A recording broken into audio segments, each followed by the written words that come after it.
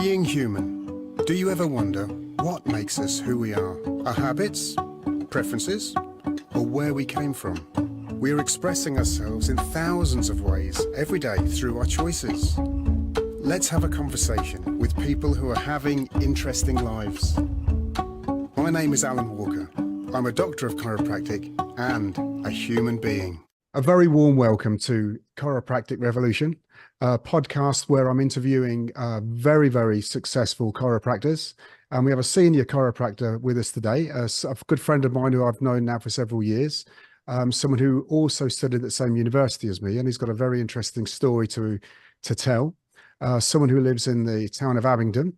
So I want to welcome Austin Lawrence to the podcast. Austin, very warm welcome to you. I wonder whether you can start off by just explaining a little bit about yourself and where you've come from and about your experience of chiropractic, how you originally saw it, what made you want to become a chiropractor, and most importantly, how you've got to where you are today and where you're working, and what's the philosophy and the ideas and that you want to put into chiropractic, and how you want to actually help the profession itself. Okay, so my journey into it is very long-winded. So as you know, I'm going to give the Cliff Notes version. Otherwise, this would probably be a 3-hour podcast. So they say that you don't choose chiropractic, it chooses you. I think that's true in my case. I remember my dad was on the committee of a social club in Headington in Oxford, where I'm from. And to get to the social club, we had to walk past Oxford Chiropractic Clinic. And we did that hundreds and hundreds of times. And it was an old house. It was actually owned by C.S. Lewis at one point in the 1920s. So big, impressive house, massive sign on the outside saying Oxford Chiropractic Clinic. And if I recall, it was kind of like dark British racing green kind of sign and just important embossed letters.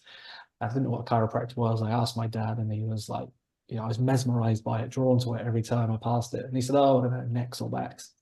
And we'd go out to the sidewalk of the social club and you could see the lawn in the back garden. It was immaculate. It was like a bowling green. I was always drawn to it. And so I think it was universal saying, come to us, be a chiropractor. But I'm young and I didn't hear the message. And it wasn't until I'd left school, got a job, then left my job and gone back to college to study sports science that led to a series of injuries. The worst one, I was running up a hill, Headington Hill in Oxford, and saw my hip flexor really, really bad. Could barely walk or do any exercise for a couple of weeks just as I was about to do my course. But the funny coincidence is that very hill, C.S. Lewis was actually in 1926 going up that hill on a bus. And until then, he was an atheist. But he had his road to Damascus moment on that very hill. I saw my hip flexor. But that hip flexor led to a boatload of injuries that then led me to seeing a chiropractor who was teaching on the course. And then he convinced me to be a chiropractor. So that's how I got into it. I kept pulling my groin, kept pulling my hamstring. I've got chiropractic treatment. And the injuries were a thing of the past. And it was where physio and other therapies had failed. So I thought that was a bit of a weird coincidence. That was your road to greatness, wasn't it, Austin? That was the start. So the injuries, they were a blessing. I just wish I'd suffered a little bit less and got the message sooner. And then I did a personal trainer course after, and then the personal training course and the sports science course got me onto McTimoney degree. So it was so long ago that I applied via fax. Wow. Yeah, a long time ago. So that was 2001. I remember I worked part-time in a chemist. It was a Sunday night, faxed them, had a meeting on the Thursday in Abington at the Clock House opposite where our clinic is now. And they had an open day the next day, and their lectures started on the Saturday. So within a week, I was at college, paid some fees, and enrolled on a 4-year chiropractic degree. And then I was working 3 jobs. So I was working a couple of nights in a late night chemist. I was working reception in a gym 1 night a week, and then full-time in a health food store. And then it was a part-time degree. Met my wife the month later, and then obviously burnt out, as you do, because there's only so many things you can juggle. I then took 16 months out, went back, and then it was a 5-year degree, and it was conditionally accredited, which I didn't know at the time. Got married halfway through the degree and managed to get my wife pregnant on the honeymoon. That wasn't planned. And then had a kid, and then less money coming in, another mouth to feed, and sort of struggled financially. Made some choices which weren't the best, which made things worse. And then 3 weeks before end of year 3 exams, the GCC withdrew the conditional accreditation, and a third of our year quit, went to Boston To the Colleges. university. They Yeah, withdrew they the withdrew it. accreditation. So we were no longer studying chiropractic after 3 years. So very stressful. And it got turned around, but it took another year and a third of my year leaving. So it caused maximum damage, and the college was very, very close to closing. During that time, just, you know, my guardian angel was probably non-existent, on strike, needed sacking. I was involved in a car crash, so somebody blindsided us, went into Central Reservation on a bypass, and the car was written off. And then got a replacement car, and then 2 months later, my wife went to work, come back in a minute later, the car had been stolen, and then 2 days later, been found burnt out in a field. So just rotten luck after rotten luck.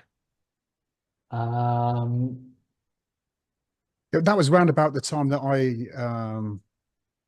I think I got in touch with you. Do you remember that original message that I sent to you? I've never met you before. I just heard about the legend of Austin. The Phantom. And then, so we got the accreditation back after a year-long battle.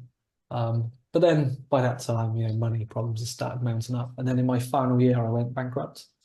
So I finished my degree, owing 2 years course fees, and couldn't officially graduate.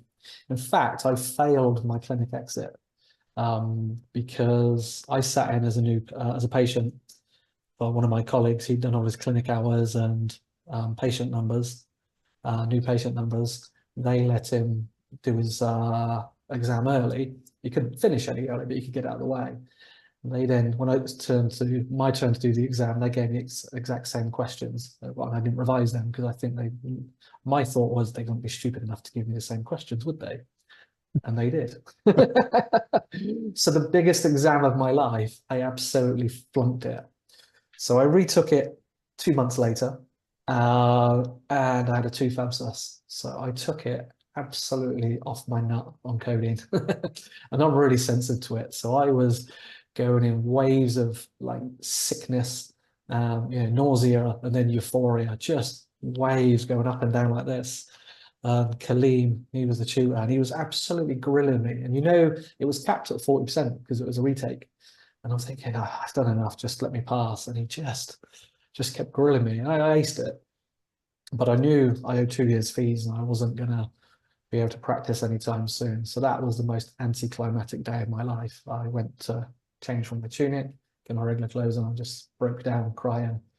And I couldn't even have a beer to celebrate. I was on so many medications. I was on the one antibiotic you cannot drink on. So I went to Tesco and bought a microwave curry, and that was my celebration for passing.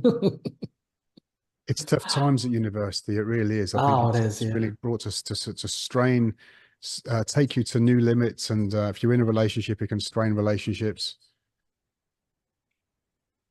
And then this is the Cliff Notes version of what happened. So I actually didn't know between when I finished and when I was allowed to practice and sort everything out and pay all the money off, it was another 11 years.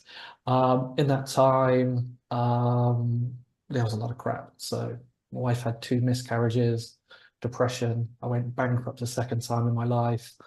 I broke some ribs falling over, and then a couple of months later, I split my head open. It was a compression injury to my neck. I had shoulder surgery that left me with weakness in my lat and tricep on the same side. Went several years without being adjusted. Kind of just fell out of love with life and chiropractic. And to make it worse, I've got to say this, Austin, that is the most miserable story I've probably ever heard. It's legendary in the, you know, you couldn't make anything any worse than that. I mean, it was testing times. And also the gym I managed, you know, there was a load of McTimney students there, and each year they graduate. And I wasn't resentful, but I'm like, should have been me. Should have been me. And it was just like a dagger, you know, in me. And that sucked. But then, you know, life, you know, then conspired in my favor. I was left some money, an inheritance, a small amount. I was able to pay my fees off. Now, luckily, I've always done a lot of CPD, whatever profession I've been in. And in 2019, at the age of 41, I was able to get GCC registered. So all the fitness related CPD I'd done, it met all the criteria and then some for the GCC's code, their COPS and SOPs. So registered and then broke down, cried, and then shouted so loud I lost my voice. The bit I think you've missed something out of your story. I'm lucky to know some parts of it, and that is, didn't you write a book?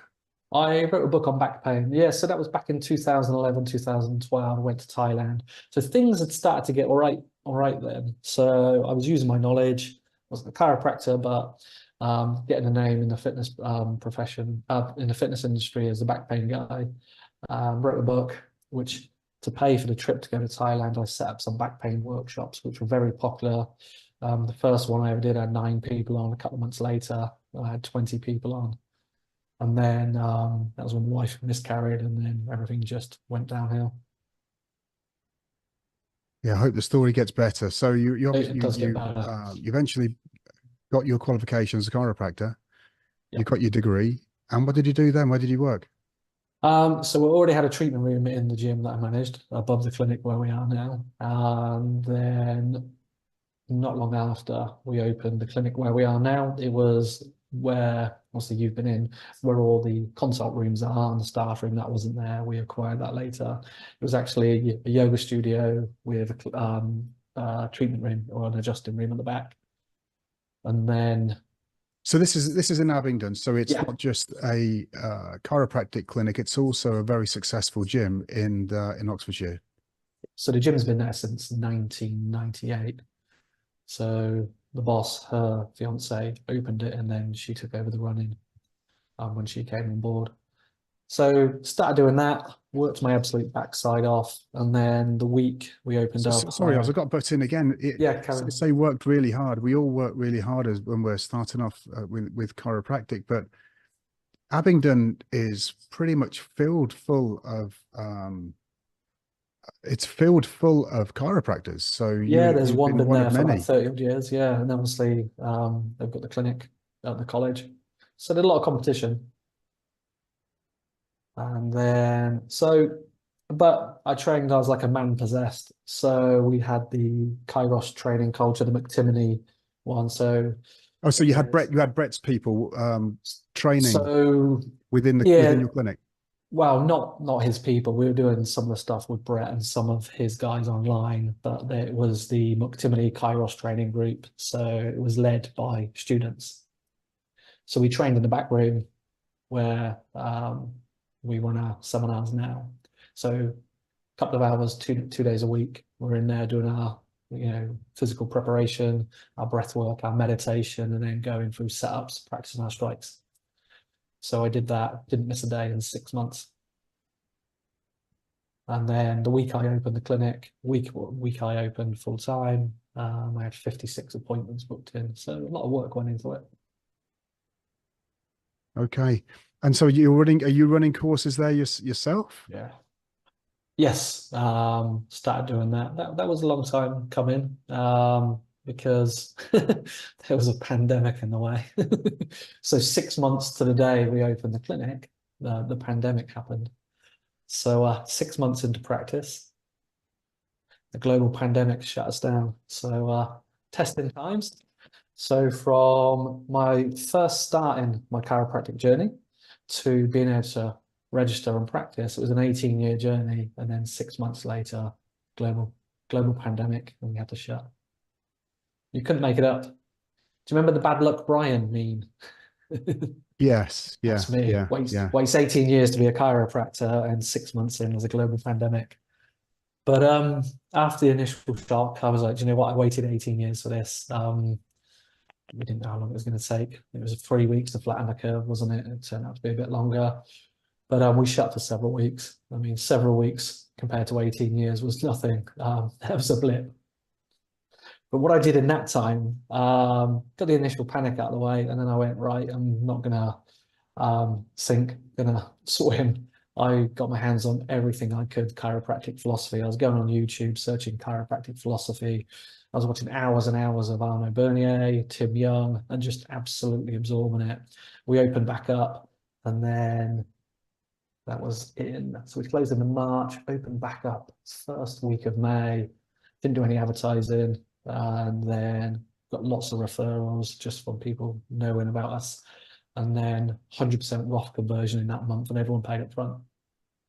Yes, so you've obviously, like I have, you've met and worked with Tim Young, and been trained with him, but with Arno Bernier as well. You've spent some time with him. No, it's just watching his stuff online. Yeah, but both of them, I actually was fortunate enough to get the opportunity to interview them last month and the month before, so that they should be on this podcast as well very shortly. Good. Looking forward to that. Yeah, so it's closed for several weeks, and a WTF moment. But then when things opened up, I trained like a man possessed. I've lost count.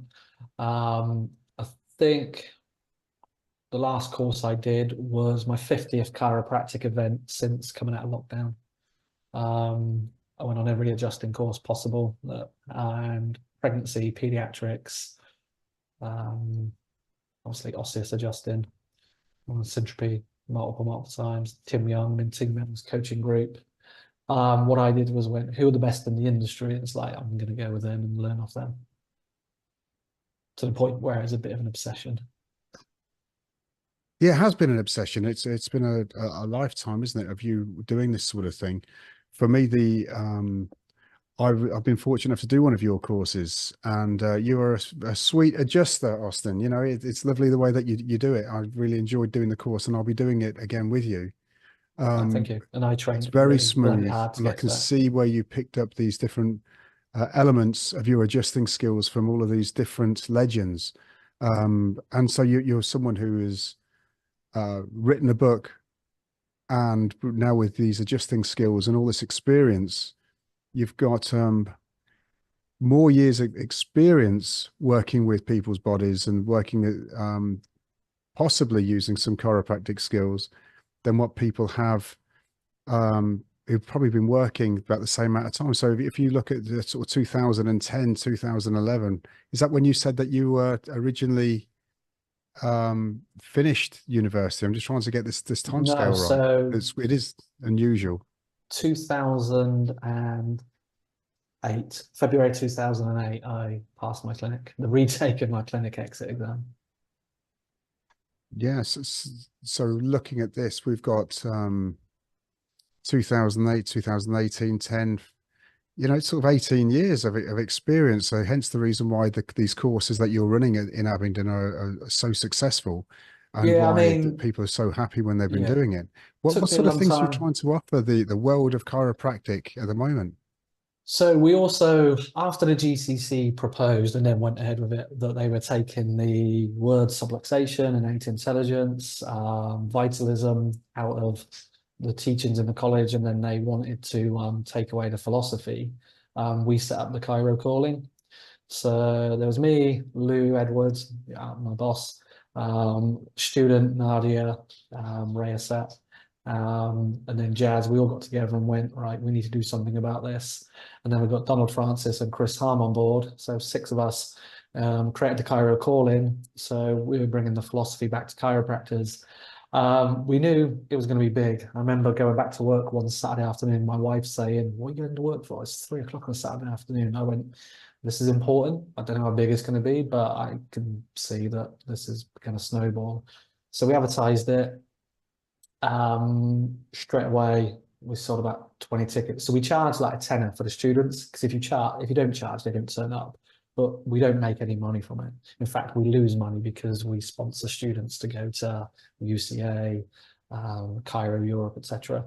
So we did that. And then we had chiropractors saying, hey, I want to attend this. So first one we did in Abington, we had 20 on it. The second one we did in a pub in London. We had about 30 odd. The next one was in Bournemouth. It was meant to be in someone's clinic, but it got so big we had to go to a local church.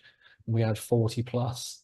The most recent one we did was in our clinic in the back room on November last year, and we had over 70 on there. We had Christina Cunliffe, our principal of McTimoney there. Stu Bittman came over and spoke. We've had Mark Hudson from Chiro Europe talk. And then we've got one in a few weeks. Mark Hudson is coming again.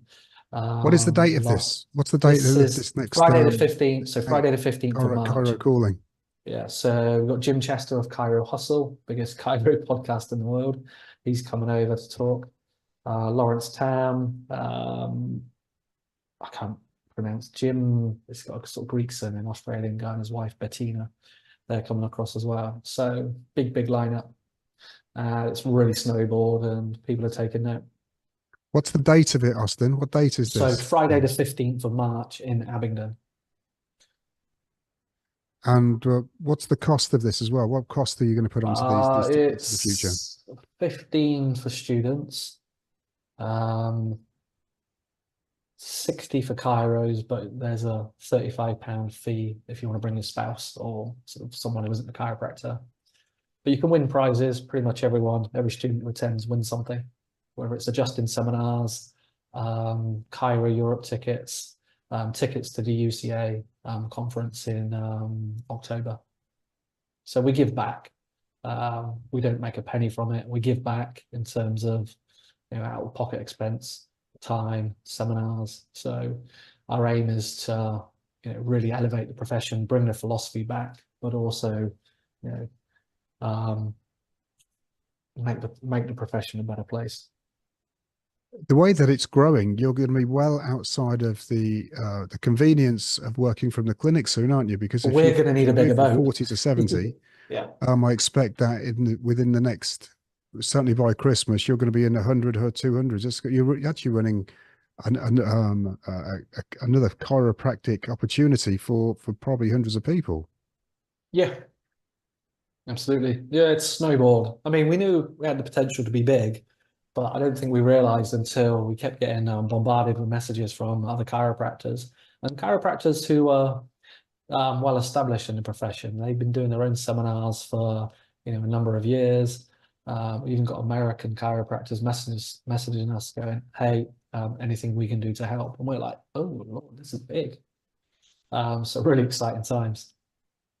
So have you gone from being with your sports background, sort of a little bit more mechanistic? What's your philosophy these days? Where are you coming from? So with that sports therapy background, adjusting and how you see the body and how you see what chiropractic is doing to the body. What's your philosophy on all that? So when I did my back pain workshops, they were for personal trainers and sports therapists. I did have chiropractors come on, but obviously it's mechanistic. I still had a kind of vitalistic bent, for want of another word, but it had to be like the physical stuff. And I was fortunate enough that when I was at college, the philosophy was top notch. And then by the time Lou left McTimoney, she said it was okay. And then Jazz, who works with us, she didn't even know what a green book was by the time that she'd finished. So it had been watered down. So even though we had the accreditation problems, I was there when the philosophy was top notch. So yeah, it was a breath of fresh air. Very vitalistic, philosophy-based, principle-driven chiropractor now. I get to do what I love. And as you know, I teach the philosophy on my adjusting course. So it's not just adjusting, it's bringing a philosophy, a little bit of science to it, but not like the evidence-based kind of, some trying to poo-poo everything, but a bit of evidence what the adjustment does from a neurological point of view, but steeped in philosophy. Then the approach is kind of honor the body. One of the things I say is your state is probably one of the biggest factors in healing. Even though the patient heals themselves, how you show up, how you interact with the client, your presence, having that present time consciousness, that will also have an effect. And then the aim is to kind of be focused, present with the patient, very light touch approach to analysis, and then light and fast, deep osseous adjustment. Does that make sense? With yourself, the students that are coming for your courses, where you were saying you're teaching the philosophy, etc. What types of skills are they learning with you? Is it more the sort of Tim Young type stuff, or what, how would you So I've explain the been definition? heavily sort of influenced by Syntropy and Tim Young. Invested more time with those two than anyone else. So yeah, it's kind of my twist on that. And then there's some stuff I took away from I've never done a Kairos training course per se, but still learned stuff off them. So it's because there's nothing new under the sun, is there? Unless you're like a Gonstead or Logan and you're going to completely make up your own technique. It's a kind of amalgamation and my kind of twist on things. So it's being present, very specific with your adjusting, honoring the body, most adjustments. I'm quite a sensitive nervous system. I don't like a heavy-handed. I love an osseous adjustment, but I don't like people being heavy-handed. You've had them where you've been twisted and wrenched and basically manipulated, and it's not nice, is it? And my approach is there's an analysis. So there's biomechanics, there's what we call a biotensegrity analysis, which is all very light.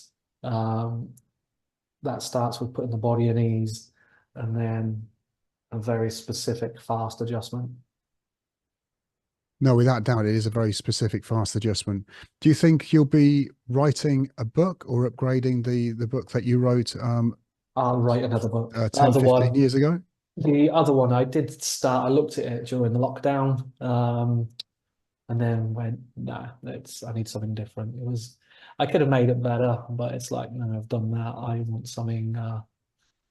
It's quite weird how you asked that because I was only thinking about it this week. So got to do it now.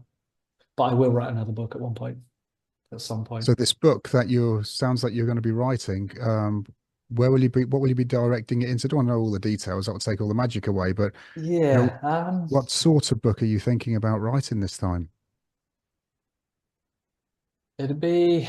that's the thing. So I've got a million things that I could do. So at the moment, I'm learning more about the neurology of what happens when we adjust or when you receive an adjustment. But I kind of want to tie it in with chiropractic philosophy. I'm sure as I start writing things down, it will morph into what it needs to. As you typically, when you've got an idea in your head of what you're going to do, it then takes on a life and a new direction of its own. And with yourself, Oz, how do you see your business growing? Are you going to stay in Abington? What are you going to move away? Do you think you'll carry on with the success of where you're working at the moment? Because you're working with Louise Edwards at present, and it's a very, very successful clinic. Like I said before, it's bang right in the center of, quite literally, it's one of the busiest chiropractic centers, I think. Plus, you've got the university there as well in Abington. But I'm just wondering what your future is. Are you're going to carry on there as a senior chiropractor? What are you thinking? So short term, Lou does the day 1, day 2 patient communication seminar, and then the same weekend I do the philosophy and art of full spine adjusting. So they seem to be working very well. So short term, obviously, as well as serving my patients, is to push those. So my aim is, I want to, by the time my aim is to never retire. I could never imagine not adjusting. So I'm gonna do this chiropractic thing until, the day I drop or my pisiforms fall off. So my aim is, to make the profession better off, for me being in it, if that makes sense. And if I was to move, I think I'd move abroad. Fancy somewhere warm. Yes. So Probably like me, you believe that the chiropractic profession is going through the roof at the moment. You know, that we're getting more and more clients and referrals coming through within our clinic, and it seems to be the same with my other friends throughout the country. Why do you think chiropractic has become so successful? I think the pandemic helped. You see, I mean, the NHS is in a right state. I mean, you can't even just pop in to make an appointment. You have to go in a queue. I mean, I'm fortunate enough that I've not been to my GP in 8 years. Um, but you can't get a doctor's appointment for love nor money. And then, physios don't touch people anymore. They don't even assess them. They just go, okay, you've got shoulder pain. Here's some cookie cutter exercises. And people like that connection. People crave it. We're social mammals. And then the pandemic hit and people lost that connection. The very thing that we crave, social bonding, was taken away. And the thing that you want to connect with was another human, was the thing that was going to spread the most deadly virus known to man to you. So we we were allowed to work the majority of the pandemic, with PPE, but we could still connect with people, still touch. I think people liked that. And I think slowly, people are seeing that, the scamdemic for what it was. Yeah, it, even the average person is going, this doesn't make sense. And chiropractors on the whole were quite vocal. They were anti-lockdown, questioned the vaccine. I think people are slowly coming around to that. And, it's probably social media as well. You get lots of videos online. People are seeing all the cracking videos. And even the ones where they don't look good, they're still 90% positive comments. So there's probably a multitude of factors why it's more popular now. Yeah, I mean, so we're both in perfect agreement there that chiropractic has been a very busy profession and become busier and busier year on year. But there are some chiropractors out there that are suffering, and very, very few. And when I've looked at them and I've tried to help them, I've realized there's a few things that they're not doing correctly. They're not seeing the philosophy. They're not understanding what people need as well as they should. But with the course that you're running at the moment in Abington with Louise Edwards, what do you think your courses can offer to these people to actually help them turn their business around? That's the thing. It's the chiropractors. There was the same pandemic in every city. We had a local chiropractor. We'd been open months. We shut for 5 weeks full time. We opened 2 weeks part time. We've been open like 3 months, and he's still doing videos online, going, "Oh, I don't know when I can open again, but as soon as I can." It's like you can open the minute you decide to open. But a lot of chiropractors, they don't believe in chiropractic. They've got lots of stuff they add on. Um, but the adjustment is everything. I mean, you're touching, when you adjust someone, you're touching their soul. I mean, the whole purpose of chiropractic is to connect man the physical with man the spiritual. Um, you know, it's everything. So it's a soul to soul connection. And you amplify life. You do a specific well-intentioned adjustment. You amplify life. And a lot of people, a lot of chiropractors, they don't get that. And they're the ones that tend to suffer. And it's a travesty because we've got this amazing healing profession.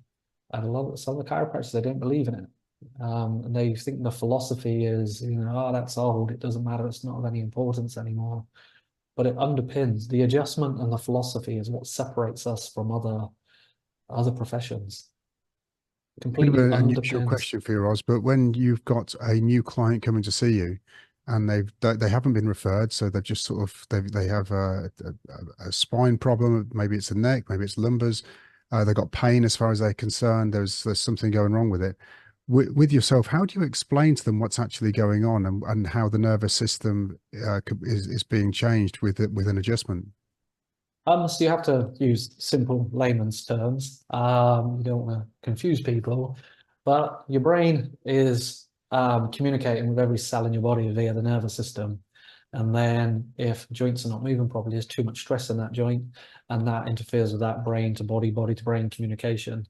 And then with that, we can see symptoms, and that can be pain, it could be numbness, it could be digestive issues. So you communicate it in a way that, you know, use 5-year-old simple terms, and people get that. And my job is to find the area of the most stress, adjust that joint, take that stress off it, and do it often enough so we restore motion and maintain it, and allow the brain to body to the brain and the body to communicate again. Have So you got my any job, really good examples of this where and you've had a client come to see you with problems with their body, and there's been something amazing that's actually happened when you've done the adjustment?